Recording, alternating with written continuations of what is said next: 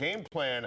But how about Chicago from a Jay Cutler perspective? I mean, Wow. you know, no disrespect to Josh McCown, but to me, the season's derailed. Well, Chicago's lucky to have Josh McCown. He's a guy that I think is a legitimate established backup quarterback. But you're right. I mean, this season, that man right there, without him as a trigger man, it completely changes the picture for the Chicago Bears. I think he's going to be out there saying 4 to 6 weeks minimum. Right. Their season's over, I think. Well, they have to try and win 2 and just stay afloat. And basically, instead of contending for the division, they're going to have to try and win a wild card.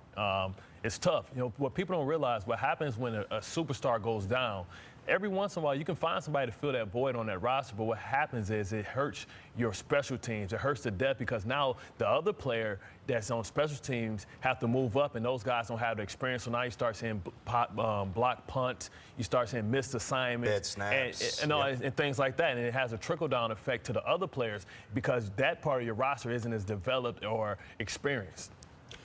Yeah, and you start to get a trend now here with Jay. It's the third time this has happened, by the way. A couple of years ago, they're 7-3. They're rolling. He gets hurt. They don't make the playoffs. Last year, same thing. Misses 2 games. Campbell steps in. They lose. They miss it. They get 10 wins. They don't get in. You know, and you look at that contract moving forward. Jay Cutler is very talented. Yeah. Gets hurt a lot, though. Well, the other thing, too, they're saying 4 to 6 weeks, but it's a torn growing, okay? Yeah. I think it's a 6-week minimum.